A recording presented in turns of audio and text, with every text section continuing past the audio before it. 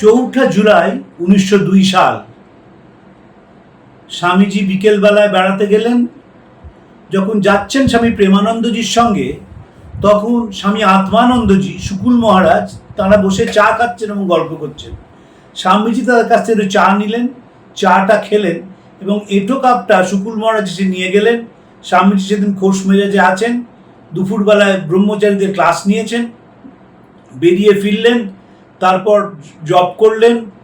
গরম লাগতে শুরু করলো, দরজা খুলে দেওয়া হলো, জানলা খুলে দেওয়া হলো, তারপর আস্তে আস্তে জীবন দীপটি নিভে গেল। এর বেশ কিছুদিন আগে স্বামীজি একজন ব্রহ্মচারীকে পাঁজি চেয়ে পাঠিয়েছিলেন। সেই পাঁজিটিতে কি দেখেছিলেন তিনি আর বলেননি, হয়তো তিনি প্রস্তুত হচ্ছিলেন শেষ দিনের জন্যে। স্বামীজি যখন আসামে রয়েছেন 1901 সালে, খুব শরীর খারাপ হয়েছিল একবার। স্বামীজিকে জিজ্ঞেস করা হয়েছিল কেমন আছেন। স্বামীজি দুটি পাথর নিয়ে ঠোকাঠুকি করেন এবং ঠুকে বলেন, whenever death approaches me, all weakness vanishes. I simply prepare myself, making ready to die. I have neither fear, nor doubt, nor thought of the external. I am as strong as that, because I have touched the feet of God. যখন মৃত্যু এগিয়ে আসে, আমি মৃত্যুর জন্য নিজেকে প্রস্তুত করি। দেখা যাবে স্বামীজি চিঠিপত্র পাঠ করলে 1900 সাল থেকে স্বামীজি নিজেকে গুটিয়ে নিচ্ছেন। জোসেফিন ম্যাকলাউডকে চিঠি লেখেন যে, শিবা পার করো মেরা নাইয়া, প্রভু আমায় ডাকছেন, যাই প্রভু যাই, তোমার স্নেহময় বক্ষে ধারণ করে আমায় যে অস্পষ্ট, অজ্ঞাত, অদ্ভুত, অশব্দ রাজ্যে নিয়ে যাচ্ছ, সেখানে অভিনেতার রূপ পরিত্যাগ করে দ্রষ্টা বা সাক্ষীর মতো ডুবে যেতে আমার বিন্দুমাত্র দ্বিধা নেই। গুটিয়ে নিচ্ছিলেন বিবেকানন্দ, কাজকর্ম থেকে নিজেকে সরিয়ে নিচ্ছিলেন। বারবার লিখছেন, আমি এখন অবসর জীবনযাপন করতে পারলে বাঁচি। অবসর তিনি পাননি, কিন্তু গুটিয়ে তিনি নিয়েছিলেন আস্তে আস্তে নিজেকে। নিবেদিতা রাত্রিবেলায় তখন ঘুমাচ্ছেন, বোসপাড়া লেন ঘুমে আচ্ছন্ন, দরজায় করাঘাত। দরজা খুললেন, দেখলেন বেলুর মঠ থেকে একটি ছেলে এসছেন হাতে একটি চিঠি নিয়ে।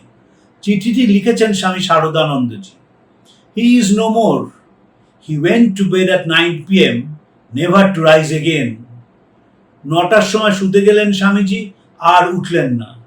নিবেদিতার বাজ ভেঙে পড়ল মাথায়। নিজেকে প্রস্তুত করে তিনি বেলুর মঠে গেলেন।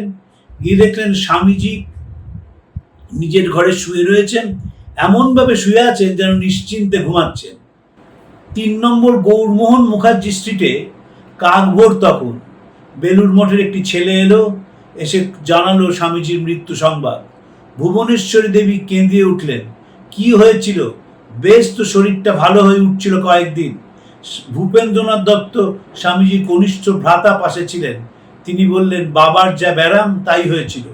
বিশ্বনাথ দত্ত 48 বছর বয়সে সেরিব্রাল স্ট্রোকে মারা যান। আদালত থেকে এলেন, বিকেলবেলায় জল খাবার খাচ্ছেন। পরের দিন আবার নরেন্দ্রনাথের জন্য মেয়ে দেখতে যাওয়ার কথা। কোন পোশাক পরবেন, কোন লাঠিটি সাথে নেবেন, সেসব গুছিয়ে রেখেছেন।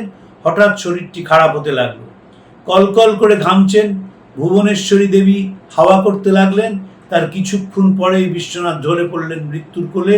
1884 সাল, বয়স তখন তার 48 বছর। ছেলে চলে গেলেন 39 বছর বয়সে।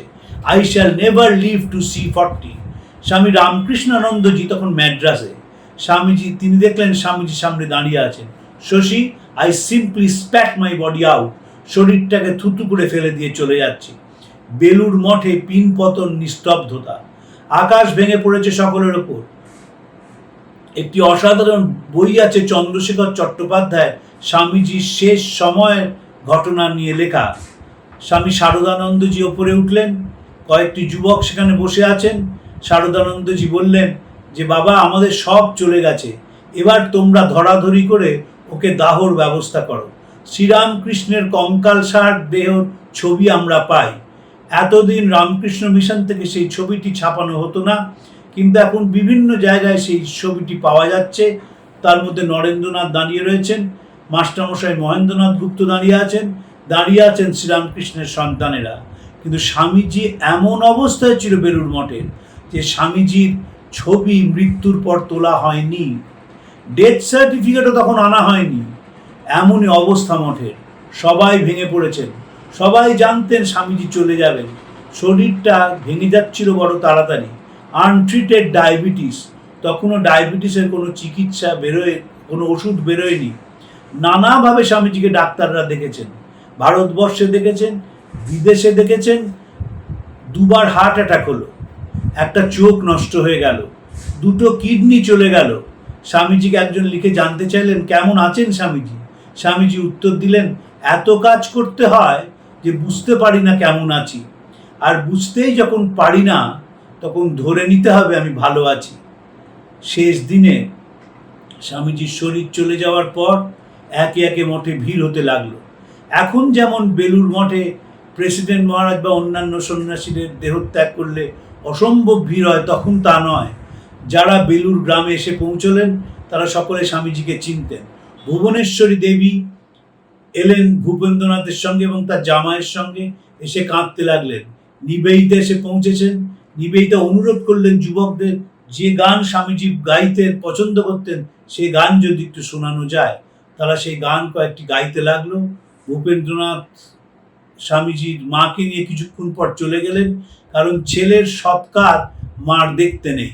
ভুবনেশ্বরীর যন্ত্রণার জীবন, যাকে তিনি সবচেয়ে ভালোবাসতেন, 3 ছেলের মধ্যে যার সঙ্গে পারিবারিক বিষয় নিয়ে আলাপ করতেন, যদিও সেই ছেলেটি সংসার ত্যাগ করে বহু আগে চলে গেছেন, তবুও তার সঙ্গে আলাপ হতো, নানা বিষয়ে কথাবার্তা হতো, এবং স্বামীজির মা অন্ত প্রাণ সব ছিন্ন হয়ে গেল।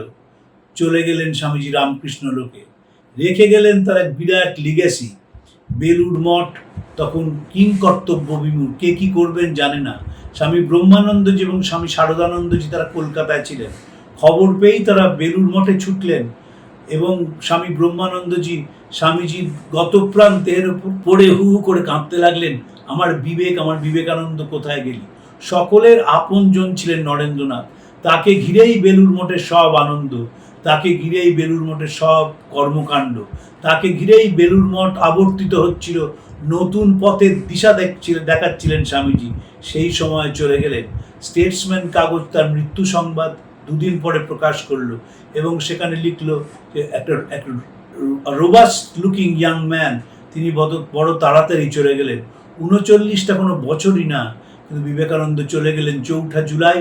সেদিন আবার আমেরিকান ইন্ডিপেন্ডেন্স ডে, আমেরিকার স্বাধীনতা দিবস।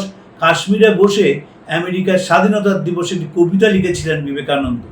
আমেরিকানরা বড় ভালোবাসতেন স্বামীজিকে, তারা স্বামীজিকে বলতেন হি ইজ আওয়ার ম্যান। একজন লিখেছেন, কলম্বাস আমেরিকার মাটি আবিষ্কার করেছিলেন, বিবেকানন্দ তার আত্মা আবিষ্কার করেছেন, এবং সে আত্মা যে এখনো জেগে আছে সেটি বিবেকানন্দের আশীর্বাদের ফল। 4 জুলাই নিস্তব্ধ হলো বেলুড় মঠ। চলে গেলেন বিবেকানন্দ, রেখে গেলেন তার একটি বিরাট জীবন, রেখে গেলেন তার জীবনের কর্মপ্রণালী, রেখে গেলেন তার প্রেরণা।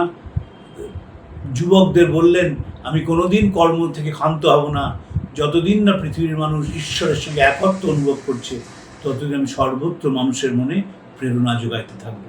আজকে এই অবধি রইল, আবার পরের দিন আরেকটি বিষয় নিয়ে আলোচনা করব।